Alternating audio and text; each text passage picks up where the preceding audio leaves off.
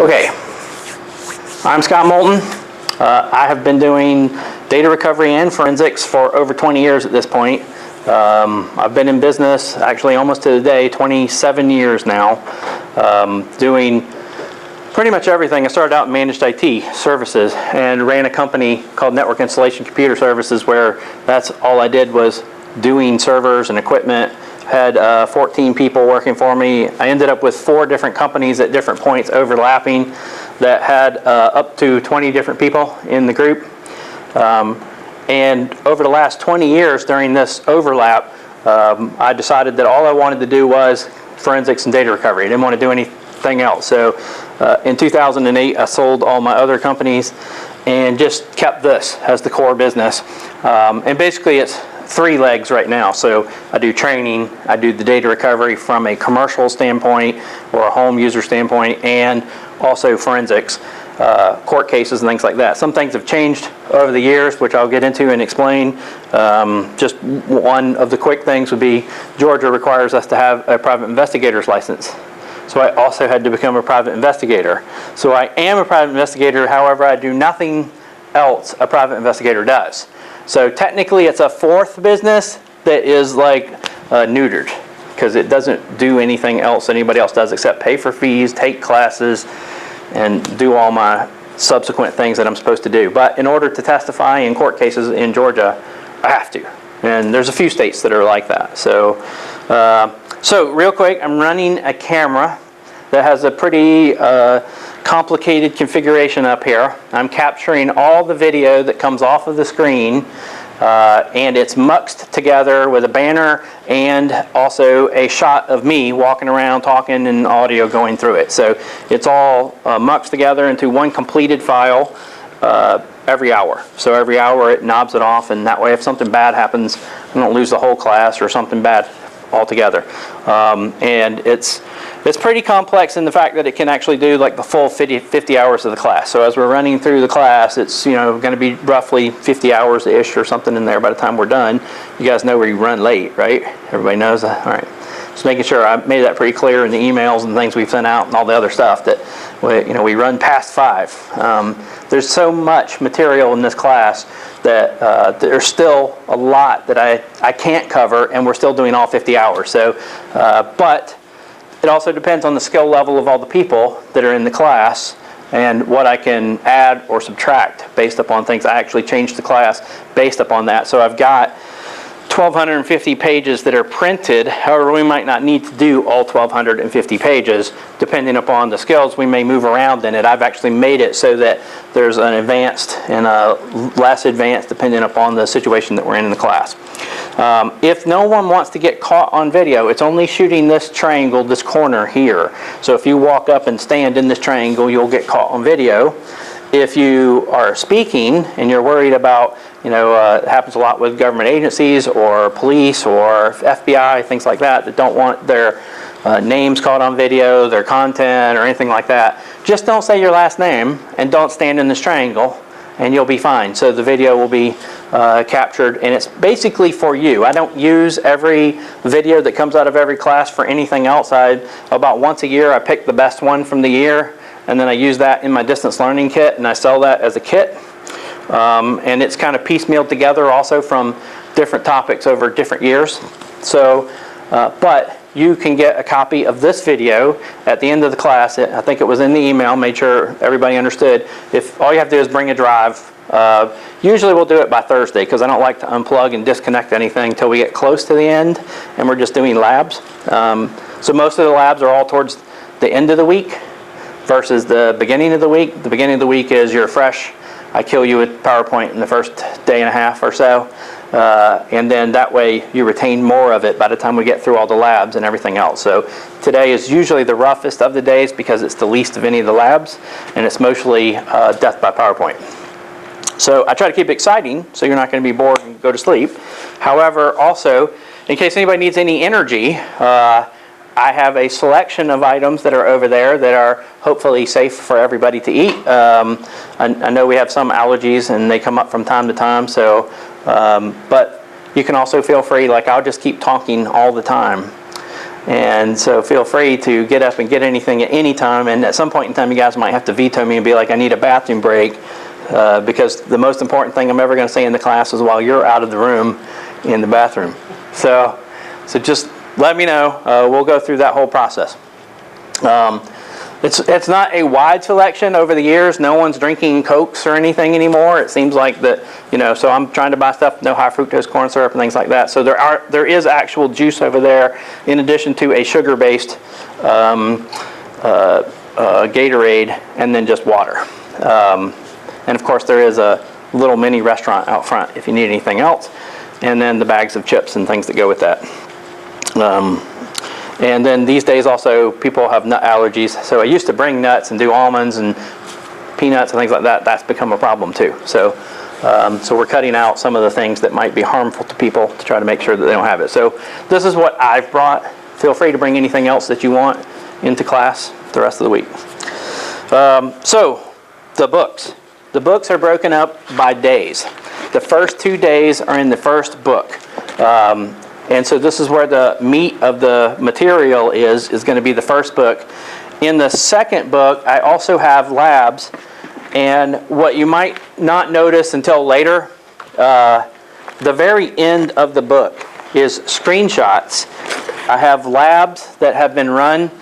They may be something that I talk about and cover and show something on the screen, but most things that I've ever done, I figured out I needed to get a screenshot of. So most of the things are actually at the rear of the book.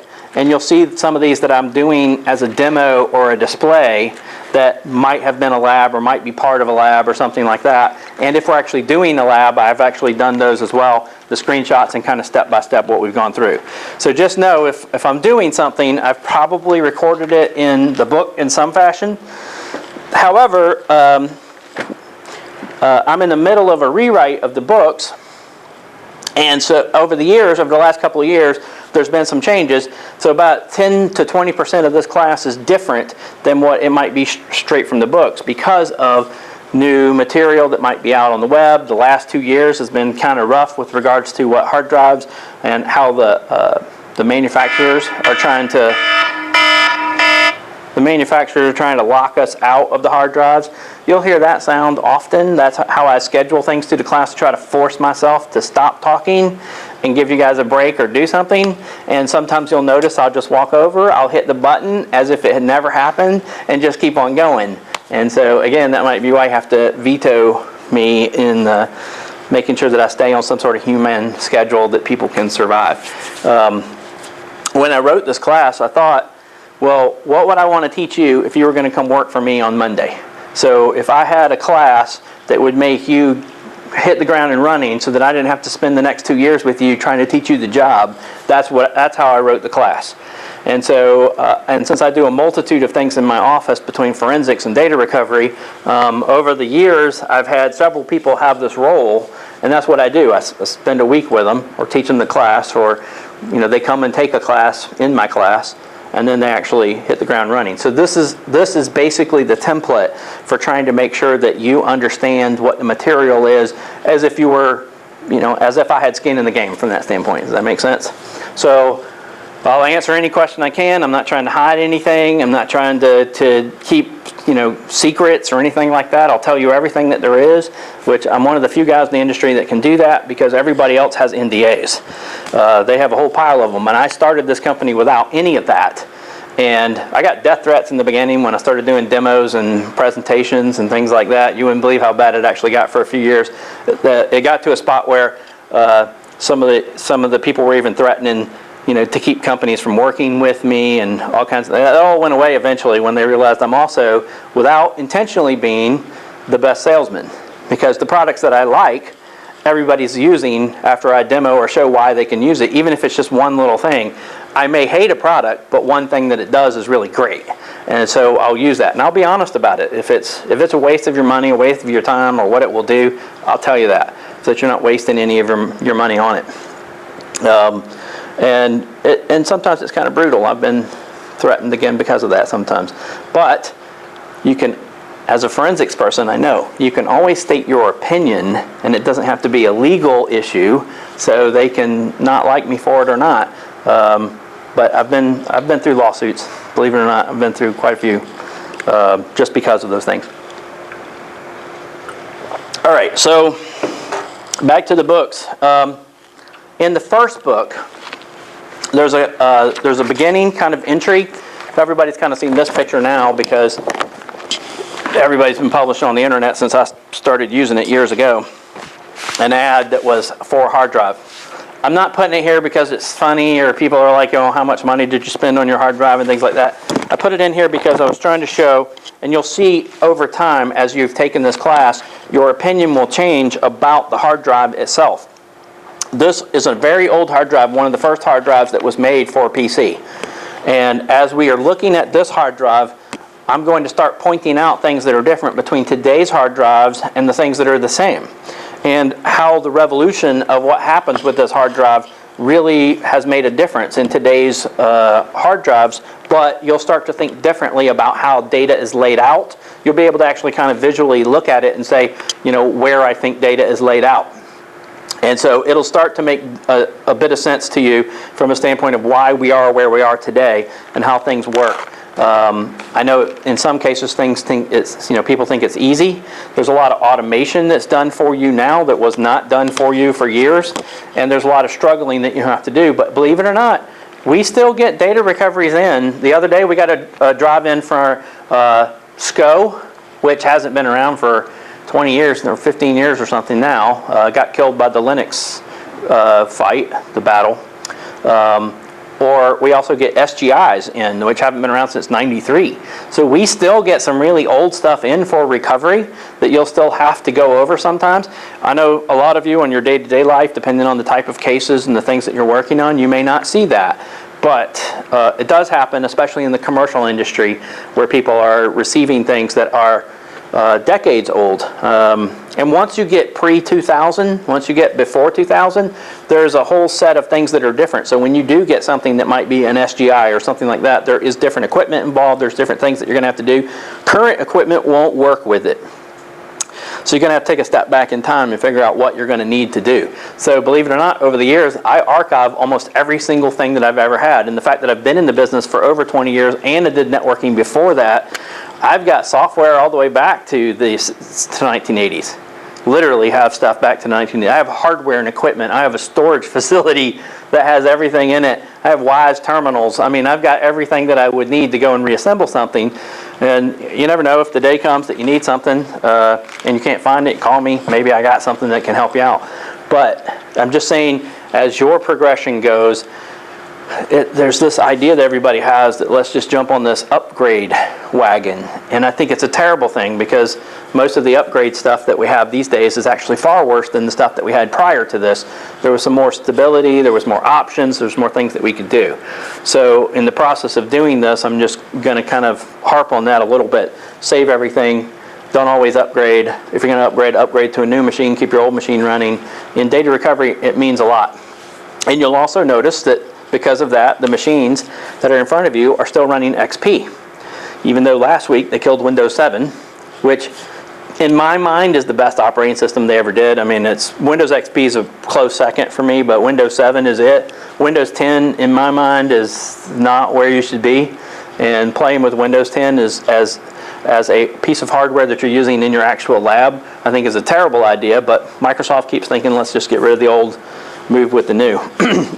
There are still things, and the reason that I'm using XP is there are still things that are 32-bit or older that you cannot run on current equipment. Will not run, period.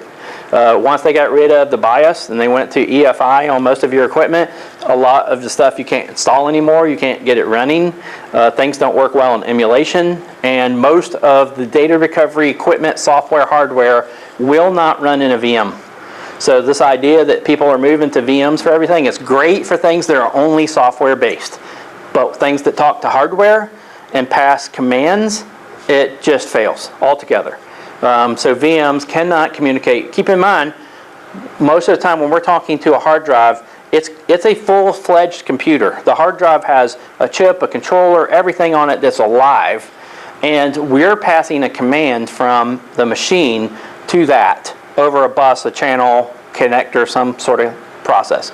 Well, VMs have to write their own drivers to emulate that process. So when you're talking to a hard drive inside of a VM, you're not really talking to the hard drive. It's relaying that through a driver or trying to figure out how to do that. So it's another layer of emulation in the process. Well, the first operating system that we really had that can kind of do both is XP. And then they kind of did away with that, and even in Windows 7. Windows 7, you can still talk to some hardware in some ways, but gradually as you keep going forward, you can't talk to it anymore at all. You're now in an emulation mode for almost everything that you do.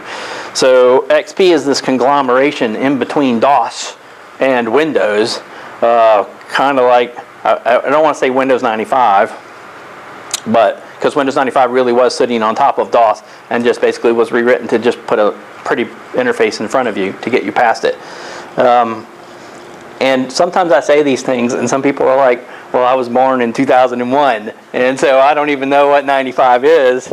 But believe it or not, we're still in a world where we might have to go back to those things. I still have to go back to XP often to load drivers and use something, even if I'm not going to keep it up. Like for instance, there are some drivers for some of the hardware and the equipment that you have to do firmware updates for, and you can only do them in 32-bit. They never wrote a 64-bit driver. Anything that's Mac prior to say 2011, maybe even recently as last year, all of the trees and the binary trees that were processed were all done in 32-bit. So all of their binary trees you still have drivers for that actually would run even on a Windows system in something that was old enough to be 16 or 32-bit. So anyway, so as I'm going through this, the other things that I want to point out we'll get through this, I'll keep pointing this page out. The next page, this picture is head combs. Now, in my world, we made most of our data recovery equipment. Today it's kind of nice. You can buy almost anything that you want. You can just say, I need something that does this. And you can probably find it. It will probably cost you a fortune, $6,000, $10,000, depending on what it is that you want. Well, before 2008, before I started doing, and I like to think I had something to do with a lot of it, when I started doing all of these talks at all the conferences, I did about 300 over a 4 to 6 year span of time before I ever taught a single class. I never expected to teach a class. I was just doing this in real life, and I would go to DEF CON and TorCon and ShmooCon and all the others and give speeches at all of these conferences to try to tell other techs like me how to do data recovery. And it kind of started taking off at that point in time, because before that I would have said there was probably less than 300 people in the whole world doing data recovery. It was a very small market, and you can see why I got death threats, because I started taking away their livelihood by teaching other people how to do things, or destroy them, whichever way you want to look at it. And so we made everything. There was no tools to buy. There was no, I mean, the best you got was you could download a piece of software that said it did data recovery. That was it. The world of data recovery isn't software. It's not any of this. It's really all hardware. Fundamentally, it's all hardware. There's a spot where you get to the logical file system and you have to deal with that, and that you have to get that off. But that's what everybody thinks is data recovery, is just that piece. So this is a set of tools that I call head combs. Their head combs are the item that's parts to heads, so that you can take the heads out of the hard drive and repair them, replace them, fix them, do something with them. And so I make mine out of trash. Basically, I'm making mine out of items that come from packaging. So Gas-X, Sudafed containers, things like that. And for years, up until maybe 2 years ago, they've worked for almost everything. I could do anything. I could fly into another country, go to the CVS, pick up some trash, and I could go someplace and actually do a data recovery. And I've done it many times. Over the last 2 years, we've started to step into this world of kind of the micro hard drives. They're where Seagate and Western Digital have decided that they're trying to make, and they're terrible. They're horrible. They're the worst hard drives ever made. They're putting them in laptops, they're putting them in everything. They're terrible drives. Seagate is the worst of all of them. Seagate has a hard drive called Spyglass that basically is a terrible hard drive. It is near impossible to make your own tools with those heads. And there's a spot where I'll start talking about another company that's HDD Surgery out of Serbia, who makes a metal set of tools. Now, this is one of those things where I hate to say, or hate to admit certain things that we were doing for free, cheap, nothing, all of a sudden you're now at an expense that might be significant. And so going from where you're trying to make a profit, you always have this slim line where it's like, I can only spend this much on equipment and tools, otherwise once I cross this line, now this thing has cost me too much. Now, those of you in government agencies might not have those limitations. I understand that. Sometimes you have whatever budget you want. But I will approach this class, again, as the cheapest possible way you can do something. There's a flip side to that. Cheap also is exchanged with time. The cheaper you are, the more time that you're going to spend, the more money you spend, the better things get, and the quicker things happen. So there's a return on investment in these processes, and there's a safety issue. So we'll start talking about those things. But for me, time is money. And I like to be as fast as possible at doing anything I can to get to the bottom line to try to get an exchange on that. Now again, I've dealt with a lot of government agencies where you have 18 months to do something. I have 5 days. So most of the time, I'm going to have to be a lot quicker to do things. And it has made me better at forensics. Far, far better at forensics. So I will cross those lines and try to talk about those kind of things and what the differences are. So we'll get back to this page, but these are basically for sizing. So you can see how thin, how long I make them. These are all separate. These are not copies of each other. This is expanded, like I've opened it up. Really what I'm making is something that looks like a duckbill. So I opened it up and I took a Xerox of the bottom row, and then the ones on the top are folded in half like a duckbill. And you'll see pictures of these as we're going through. We're going to make all of our tools. I have some other hardware with me where you could try or use or look at whatever you want. I've got some plastic tools, and I've got some head combs, and I've got some metal ones, but they're specific per a drive. Whereas our tools, we can make them for anything that we want. I'm not saying that you can't do the newer ones with the spyglass heads and things like that without, you can make your own tools. I'm saying that the heads are so sensitive that anything messes with them at all, they're unusable. And so it becomes harder to do those. So I only buy the specific things I need. If it's still a 1 terabyte drive, I'm going to use my own head combs. I'm not going to do anything on anything that's not the new ones. I'm still going to do my own. So we'll get back to those things, and then we're actually into the book and the pages and where we're at on the screen. So I'm going to spend a few minutes just going through. I've kind of already done this. So my two primary companies are MyHardDriveDied and Forensic Strategy Services. MyHardDriveDied is a subsidiary of my oldest company, which is called Network Installation Computer Services, mainly because once you got something established, age means a lot in business. It means a lot on DUNS, it means a lot on all the other stuff that you're doing, and when you start doing government contracts, those things actually matter. So it's a subsidiary of that company, so I just call it MyHardDriveDied. But officially it's Network Installation Computer Services, so any of you paying the bills, notice that as the bill came across. And then Forensic Strategy Services is actually a separate company altogether, because PI licenses, you have to have bonds and insurance and all this other stuff. And I run it as a separate entity, and so that none of my entities, again, I'm teaching this from a business perspective, even though I know not all of you are going to be doing this from a business perspective and the things that you do in the future. But I wrote the class as a business class for data recovery people who are going to run their own business on Monday. And so that's still the approach that I'm taking. But so I know a lot from the business, the taxes, all the other stuff. If anybody wants to get any of that stuff, if it matters to anybody. If it doesn't, then I'll skip it or we won't talk about it. And from how to make money, how to get money. In a few minutes, I'm going to kind of interview all of you and see where you want to go. See what your future holds, see if any of you are ever going to leave where you're at, go start a company, or whatever it is that you're going to do. But if that's the case, then I can give you, again, 27 years. I haven't had a paycheck from anybody else since I was 22 or 23 years old. So it's been a long haul, and I'll tell you, when you look back on it, it seems exhausting.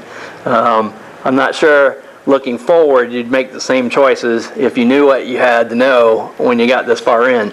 But it's kind of like anything else. It's like when you get so far in, you're like, oh, I'm too far in, I can't quit now. Gotta keep going. So Forensic Strategy Services is a legal entity separate for lawsuits and for other reasons and things like that, and for bonds and insurance. In data recovery, I don't feel like I need, even though like E&O and those kind of things are a big deal when you're dealing with a lot of legal things, even though I do deal with the legal things in MyHardDriveDied. But here's the thing. The hard drives that come to me are broken. And so if we were to ever go to court and argue because somebody thought that I didn't do a good enough job on it, how do you ever explain it? Well, it came in broken and I couldn't fix it, so it was never better off than broken. They're still broken. So there's not really a legal foot for anybody to stand on if there was ever going to be an argument like that where somebody wanted to sue you for it. Does that make sense? Whereas in forensics, handling of something is a portion of what you have to do. And you have chain of custody, you have a whole pile of stuff that has to go with this, where it becomes a big legal issue. So just keeping those things in mind. And then the only other reasons that I bring up any of the things on these other slides is just because of all the stuff I've done. Like, I'm not covering Exchange servers in this class, but I've done many, many Exchange servers and SQL servers. These are jobs in and of themselves. If you are going to do an Exchange server, it's like a week long. I could tell you of all the stuff that you have to look out for, how to rebuild the databases, how to go through the process, and it's changed several times over the years. But you know what everybody else has done? Back when I started, it was everybody was buying servers, and we were all doing small business servers. Now everybody just goes to Office 365, and they don't even think about it anymore. They're just done. They're licensing. They're just paying per person. They fire somebody, they don't have to pay that anymore. So they're scaling up and down. And Office 365, again, you really don't have to deal with it from a data recovery standpoint. You really only have to deal with it from a forensic standpoint in cases and things like that. But it, again, is a nightmare of its own, and how to get the data off, how to protect it. Here's the thing I can tell you about Office 365 no one thinks about.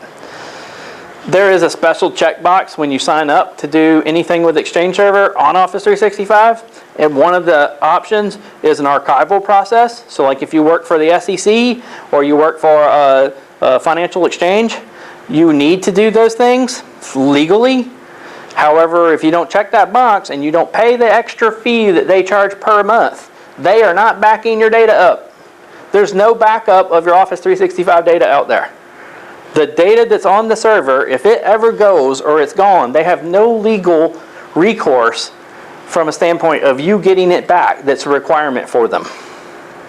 So if you don't back it up, or you don't copy it off, or you don't archive it, it's gone. And so if you're running a company where it was like, oh yeah, it was really easy to check this box, that doesn't solve the backup problem. Now, the other thing that's happened that wasn't true years ago, when you connected to an Exchange server, it synced all of your folders. And you had what's called an OST file on your local machine. And that OST file could be used for recovery. You could take all of that data back and you could rebuild a PST out of it and you can get all your data back. Now they don't sync all those folders by default. Now it's only headers, and you get a structure, and unless you click that folder, it doesn't load that structure. And even after it loads that structure and loads the bodies from those, after you leave that folder, if it's older than 6 months, a year, or whatever the setting is, then it just abandons that data again, and you no longer still have full headers. So in order to make an actual backup of the data, you have to go in and select the full headers and the full body and have it download them all. And if you've got 50 gigs of data, you've got to wait for all 50 gigs of data to show up. But they've taken the approach that they have for phones on Outlook and all the other structures at this point, that basically you're only looking at this temporary window into data, and that the data isn't valuable, and we're not going to sync all that data. Okay, so that's about all I'm going to say, unless anybody else wants to go into it. But I'm just saying, keep those things in mind if you're dealing with it from a corporate arena. Even in forensics, it's become a problem because we used to be able to get all that data back, and now we're limited. Anybody doing phones? Anybody doing phone forensics? So that's our problem with phone forensics, is that you only get this limited little amount of data that was the email that was on the phone, because that's all it's looking at is your current folder and your cache, and that's it, and it's gone. And then so it doesn't get all these other 50 gigs of data, which makes sense. You're on a phone. But now we have that problem on PCs where we used to actually have that data. Basically in forensics, our data is starting to die, go away, and we're starting to get rid of that.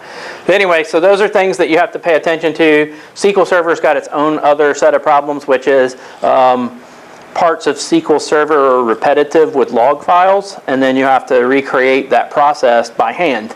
The 21st bit is off, and you have to change one of the bits, and you have to recreate the structure of the database. So, well, again, unless anybody wants to talk about those specific things, I'm really focusing on the physical stuff, which is hard drives that are shot, broken, fell in the water, something bad happened to them, somebody threw them on the ground, stomped on them. We'll get into solid state. The downside on solid state is it's a complete disaster, and it's an expensive disaster. There's no two ways about that. It's literally the worst possible scenarios are just getting worse every day. All right, so I've done way more than 5,000. I'm over 10 or 15,000 drives at this point. I do other material, no, not as often as I used to, and publish things out there, but most of the time now when I'm publishing something, it's like kind of like an amendment to my previous classes. Like I'm looking at data and saying, what did I not already talk about and what can we add to this? And then I'll do a podcast or I'll talk to somebody. They're not as frequent as they used to be. Older, busier, doing a lot more forensics cases. And I'm pretty careful about what I talk about as far as forensics goes. That's the only area where I'm a little more hesitant to discuss something, because that will see you back in court again. You will eventually get all of that data back in court again if you say anything. So I don't know if any of you saw one of my DEF CON talks was how to recover porn from your RAID array. So I did a DEF CON talk there. Every single time I'm on the stand, I promise, every time it comes back, there'll be a prosecutor or defense attorney or somebody will come up and go, did you do a talk on how to recover your porn from your hard drive, from your RAID array? And that'll become the primary discussion for how much of an expert I am for some reason. I don't know why. And of course they never watched it, so they don't know there's no porn in it. There's a girl who used to work for me who let me use photos of her, and that's it. Like there's nothing, she wasn't naked or anything. There's no porn in it. And so I only did that like a title at DEF CON so that people would show up. Which they did. I mean, it was like 6,000 people in the room. So anyway, so here's the thing. Also, every time that you're doing something and somebody finds out that you're taking a data recovery course or you're doing data recovery for a living, every friend, every relative, it's like winning a lottery. Like all of a sudden, everyone that you hadn't seen in years will come out of the woodwork and be like, hey, I've got this hard drive that's been sitting here for like 20 years and somebody told me it was like $2,000 to recover it. Can you do it? And of course, they're not paying you $2,000. They don't want to pay you $2,000. So everybody you see them will start coming out of the woodwork. And I'm not kidding you. So I publish these things as on YouTube. They were meant to be 50-minute speeches, and I was trying to do something that was just advanced that somebody hadn't seen, and I would explain the process. So, okay, well, you can replace the heads, you can pull the platters out, and it wouldn't be much more than a sentence like that. But that's like a whole job. That's a week's long worth of job right there. People would do this. They would watch the video, and apparently the first time they've ever watched the video, they'd try to do it while they were watching the video. And I'm not kidding. It would be like, all right, so you can pull the heads out. They somehow just go grab a screwdriver. They pause the video and go grab a screwdriver and pull the heads out. They didn't look to see what the rest of the video says. And don't pull your heads out by doing it this way. They never heard that sentence. And so I get boxes. And I'm not kidding you when I say I actually get. This was a real thing. This was a real thing sent to me by a client with a letter. I'm not kidding. I pulled out the parts, like your video said, and now the data is priceless. Like it wasn't priceless, but like I always say, like unless you're going to have an expert do it, then you got nothing to lose by doing it yourself. And so I would get these in the mail. I got heads that were in envelopes that the press at the UPS had to just run right over it, but they're sending all kinds of stuff. Anyway, it's calmed down a bit over the years, but I'm not kidding when I say that that's the kind of stuff I've gotten. I still get things like, I pulled out the heads of a Western Digital and I put them in a Mac store and it won't work. Like, So somehow they didn't figure out that they had to have the heads from the same drive, same model. Anyway, so this is going to come up. You're going to see this a lot over the years as you start saying you're doing this. Now, as far as other places that you can get more information about data recovery, things that you might not have on a like, you're going to have to constantly do research. This does not end here. This is not a class or any field that you can say, I'm going to do this job, I'm only going to learn these 5 things, and that's all I need to know. This is going to continually evolve every single day. And every single day, there's new stuff, new firmware, new things to play with, new things you got to do. It never stops. It's a never-ending barrage of what is the next thing I've got to do. And I thought forensics was bad when I got into it from that standpoint. Like, nothing ever ends in forensics. Like, you'll constantly be looking for, what are these secret USB store keys that nobody knows? And, every 5 years or so, somebody figures out a new registry entry that was never documented and that now you can get some data out of. Every rev of the iPhone that comes out has got some new field that changed. The new one in this last release was, now if you're in your car and you're on CarPlay and you talk to Siri to send a message, it now makes a note that you used Siri to talk to the message instead of typing it by hand in your car. So there's 2 different messages now if you type it by hand or you use Siri to talk to it.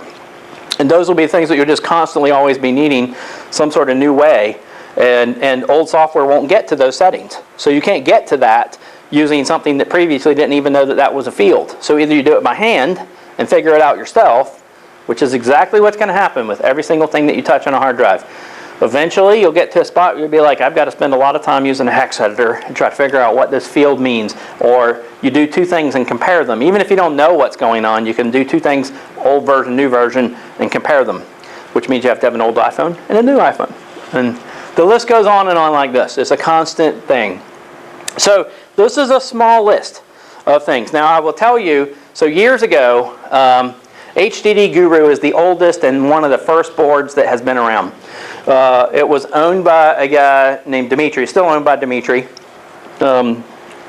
He is the same guy that runs Atolla. So when you're looking at data recovery tools as in existence, you basically have 3 as hardware. The real ones are Atolla, PC3000, and the DeepSpar. Those 3 companies as a whole, are the majority of the companies that are making anything new or any new equipment. They are all, 2 of them are Ukrainian, and 1 of them is Russian. So the PC3000 comes from Russia, which is the most advanced of all the tools. It doesn't do everything that you want it to do, which is why DeepSpar and Atolla exist. And DeepSpar and Atolla are actually Ukrainian. DeepSpar, both of these companies run out of Canada, which is all because of how the U.S., they were actually going to be U.S. companies, probably both of them, but the U.S. has a really strict process on how to bring a business into the country, and after 2 years you can get kicked out. So nobody chooses to do it, they just go over the border and they just stay in Canada because there's a 10-year process there. So we're losing tax money based on some stupid processes there, but so they just drive over the border whenever they feel like it. That's pretty much what's happening. They just come over the border into America and do everything they want to do in America and then just go back to Canada. So HDD Guru was run by Dimitri. It's probably 30 years old at this point, 25 years old, and it was the one board that everybody used to talk about everything. I'm saying back in 1990s when you wanted to find a ROM and you wanted to talk about what a ROM was on a board and how to fix a drive based on this ROM. I know I'm saying a lot of things you might not know about at this point, but that's where you would go to talk about these things and try to figure out what's going on. But they had what was called flamers.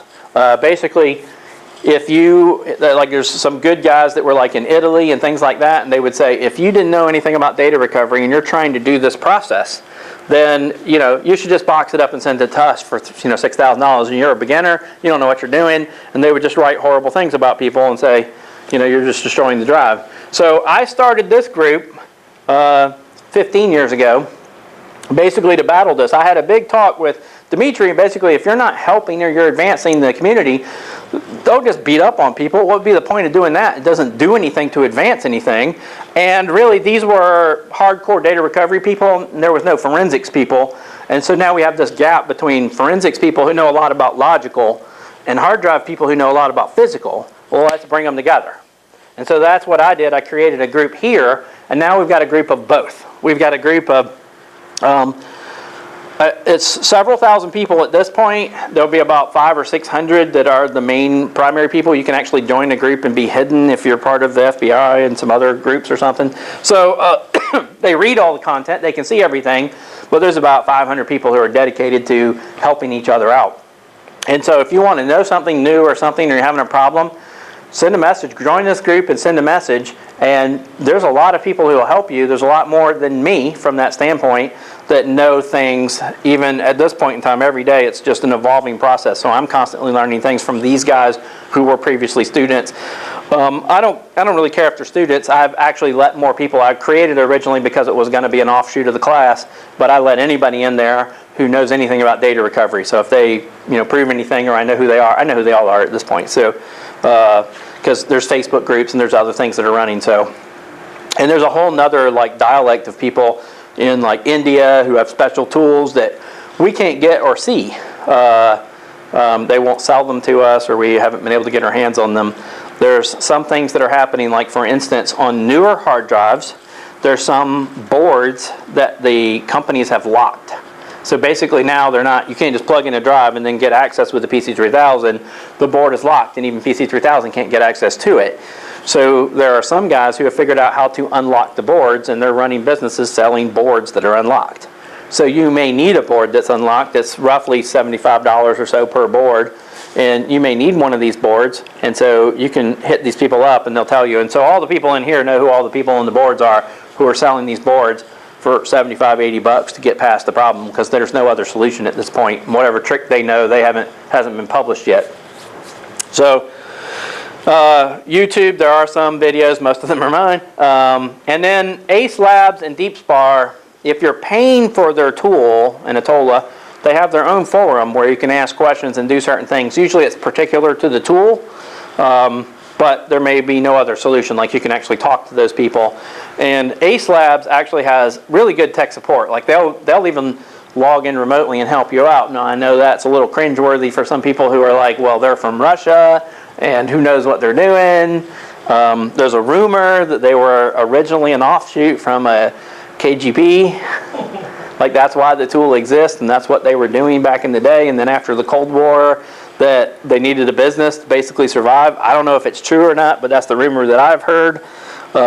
And so now basically they can decode, go through the process, because they spend a lot of money on research and development, and they reverse engineer a lot of things that it seems very difficult to get your hands on. But I mean, the Russian guys are pretty brilliant from that standpoint. All right, so anyway, so those are places you can go and get information. And then I have some updates. So on the next page, on page 7, I do have a link. However, you're not going to need the link at this point. But when I put updates up, that's normally where I do it. It's not off of any menu on my website. But I have a thumb drive, 250 gig thumb drive. It's got all the documents and everything that I've loaded up and some extra stuff. So I've got a whole bunch of items on here, and when I copy the class files from the week, I'm going to put them on here, and then I'm going to pass this around, and then as we are collecting the data like Wednesday and Thursday, you guys need to bring your own. I probably have close to 200 gigs or at least 156 gigs or so on here at this point that you'll want to copy. And as the class goes, it'll be about 50 gigs by itself. So something in that neighborhood. So if you bring an external portable 500 or 1 terabyte or something like that, you can copy these files. I give them to you for free, so you don't have to do anything, including the class files. I know there's a lot of classes that you might have been to before they charge you for the videos. I'm giving those to you for this class. You just have to provide your own media to copy them.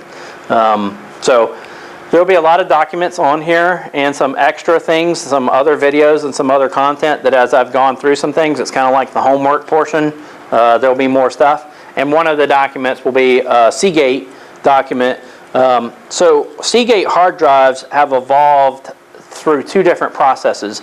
prior to 2010, it was an older process that had been around for 20 or 30 years. We knew all the commands that we could send to the controller on the hard drive, and we could do them by hand. We could just open up a terminal window, send the commands to the drive, and we could do diagnostics, we could talk to the drive, we could reset the smart tables, we could do all kinds of things. After 2010, they split the code, and the code is now a SCSI-based piece of code that has a whole nother pile of bugs in it, and there's a whole nother, it really started around 2008. And so there's a whole nother set of bugs in there that are in the current Seagate hard drives. We don't know all of those commands. I haven't seen the command guide published for those. Some of those commands have now been decoded and they're put in the PC3000, but very few other people know any of the commands. So there is a command guide for anything older than, say, 2010 or so that's on here, and that will be handy if you want to mess around yourself personally. If you buy a PC3000 and you're going to spend the money to do that, then there's no point in it. Like, all the commands are in there, and they have a whole list of them, and you can run them all. So just depends on which way you want to go. The cheap is free, and it's going to take you more time, and it's going to take you a lot of time to figure things out, but you'll know more in the end than the one click, here I've just got a solution. So that's the question, is how much do you want to learn versus how much do you want to make money versus a pile of others. Anyway, that's the result of this. So, and then basically the way that this class is going to work over the next week here is I broke it down on purpose based on a certain order of process. I've changed it a few times over the years after I ran the first few classes and tried to figure out what will work better. One of the things I know is that a lot of people, when they come to this class, they want the physical side. They've had all the logical stuff, and they've been doing logical stuff for a while. They've downloaded software, and they've tried to build a tree and tried to recover some software. They all want the physical side because that's what they don't have.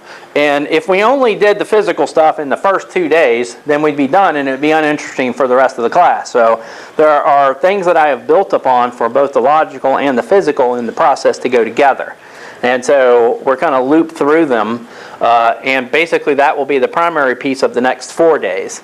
The other thing that's really amazing is that, for instance, a laptop drive is far, far easier to do than a 3.5-inch drive, but it wouldn't seem so if that was the first drive that you did. It would seem incredibly difficult, and then it would just be more difficult when you did the 3.5-inch drive. Well, if after you do 3.5-inch drives, you'll see how easy that the 2.5-inch drives are. So for the most of the week, we're going to focus on doing the physical side. I've brought basically 10 drives per person, basically, is how I've done it in physical drives, and we're going to break them, disassemble them, put them back together. Before we do that, we're going to write data to the drive, so we've got something to recover, and then we're going to use the tools to do that process. The tools are not specifically Windows-based tools. We're really looking at hardware, the DeepSpar, the Atolla. I've got 2 Atollas in the back that I haven't set up yet. They're just in the boxes right there. I've got one Atolla up here that I'm running, and then there's DeepSpars on everybody's table. It's not about the tool per se. I don't care what tool you're using. What I care about is understanding the commands so that you know how to apply it to whichever tool that you're using. Everything is there for a reason. There's a specific reason why each button is there, every click is there, every command is there. The easiest one for me to teach is the DeepSpar, because the DeepSpar is the cheapest one in the pile. You get a faster return on your investment, and it's very granular, and all the commands are easy to get to, and there's a reason for each command, and I'll go through that. When you get to a PC3000, it'll be much more complicated. The commands are the same, but they may have relabeled it something that's similar to the name. And so that's kind of the direction that I'm going, is I'm trying not to be particular about the tool, but we're going to focus on the DeepSpar as the learning tool, and then apply that to the other things as we go. The other thing is that from a standpoint of using the DeepSpar, it's an easier tool to do head replacements with.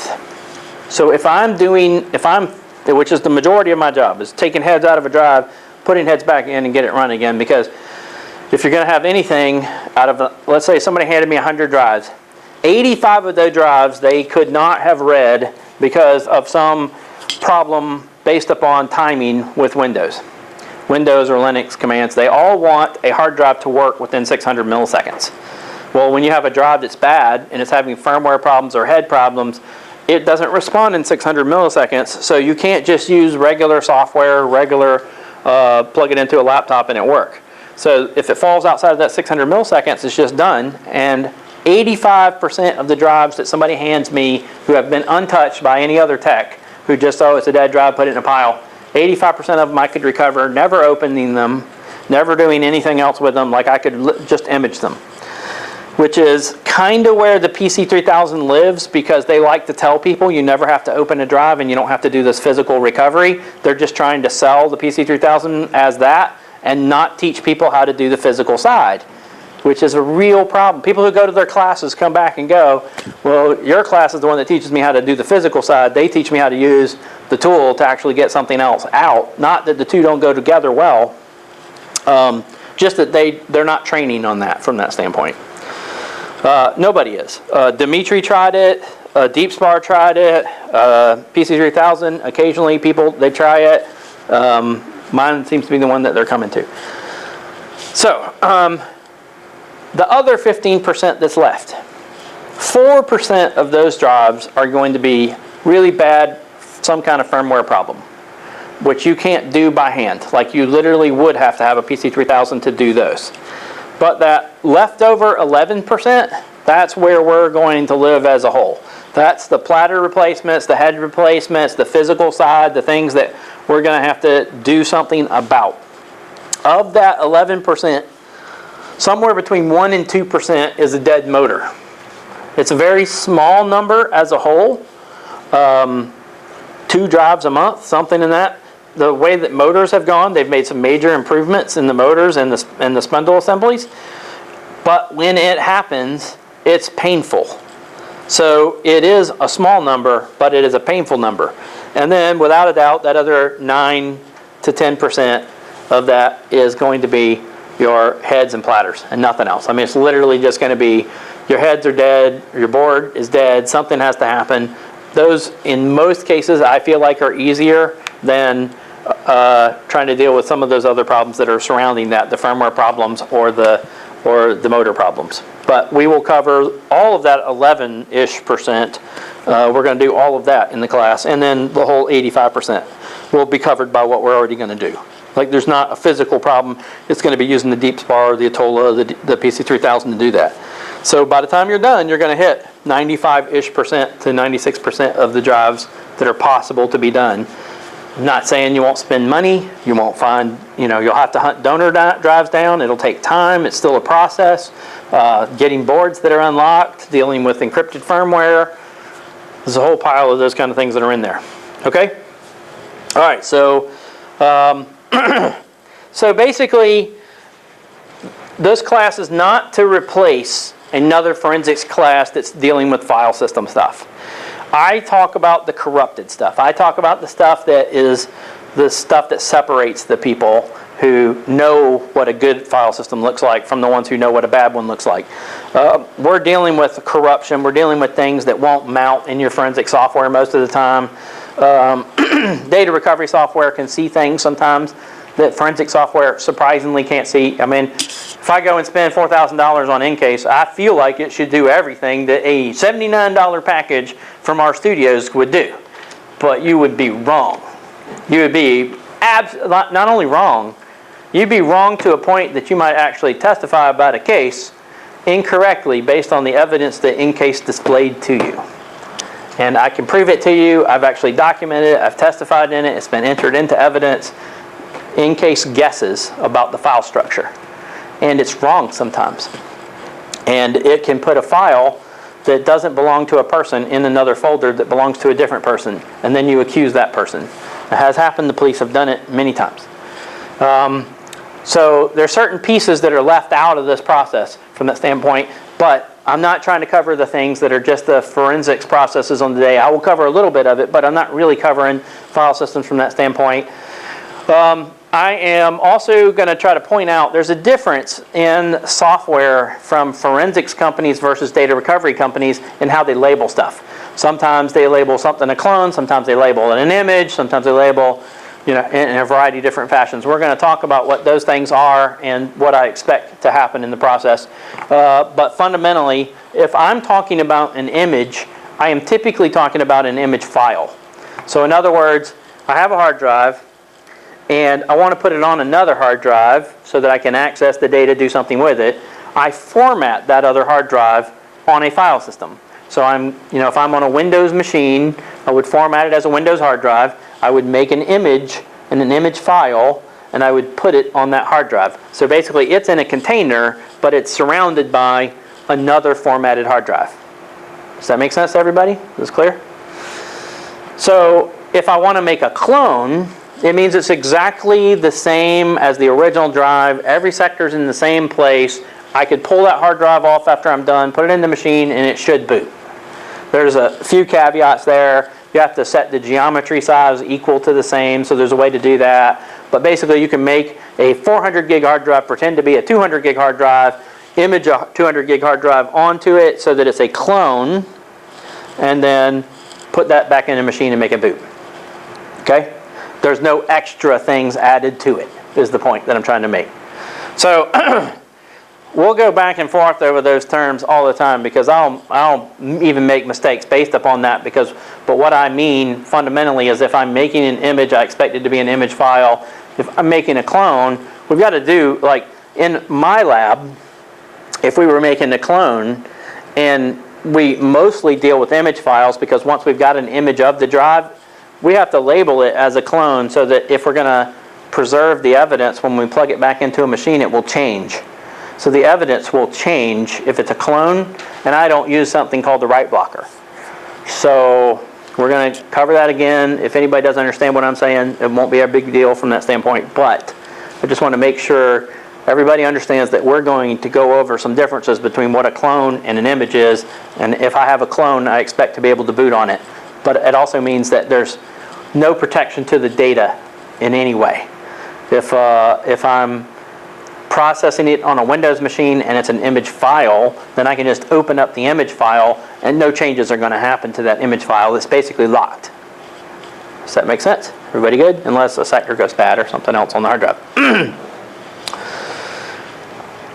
When I'm talking about automation, so in forensics, there's a lot of things that are automated, but they can spend a lot of time looking at bits. They can try to fix things. They spend a lot of time looking at one segment of a registry setting to try to figure out what it means. It may take them a month. Who knows how long they can spend on it.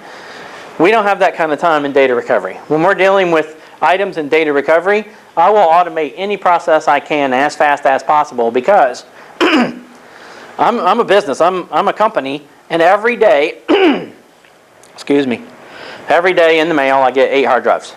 So every day there's 8 more hard drives for me to process. So every week I've got a big pile of stuff I've got to go through. Most of the time I've got to get an answer to people. Either I can recover it, or I need something special, or I've got to buy a donor drive. I've got to do something. And I have 5 days normally to do that. So I can't waste any time. It's got to be done, and every day's got to rotate as fast as possible. So those 8 drives every day, I've got to get through a big portion of them before the 8 come in tomorrow. Otherwise, I don't have equipment to run. I'm not making any money. There's a whole list of that. So I'm going to automate as much as possible. I'm going to spend as little time as possible looking at bits on a hard drive trying to figure something out. Either I've already figured it out or I already know what piece of software works. And I don't need to examine it and document it the way I do in a forensics case where I have to say, well, I know that Bob changed this file because he was trying to fool me in forensics so that the file was deleted and I would have never known it was there. In data recovery, the people who send them to you are people who want back what they had. They're not looking for that magical, oh, I deleted all this stuff and here, this is all I want back. They want whatever they had on their drive, and something bad happened to that drive and it died, and they're willing to help you as well. So they're willing to give you the passwords. They're willing to go the extra mile. If they have 2 hard drives that are exactly the same, they'll send one to you. In forensics, you don't get any help at all. You're abandoned, and the dude that you're trying to get the password from is in prison, and he's not going to help you at all. And there's a reason he's not going to help you. So anyway, so my whole point is I'm going to do things as quickly as possible in this process. This is what I'm focusing on here. I will touch on whatever you want to touch on here, but I'm mostly focused on let's do it as quick as possible. Let's get this process going. How long will it take me to get off the files that they have so that I can make money? Every time I get the data on this side over here, for me, it's typically $800. Like I'm going to get paid $800 every time that I've recovered the data, send it to somebody. So if in 85 drives that come in the door, I hook them all up, I image the data that I need, I have a list of files, I send it to them, they go,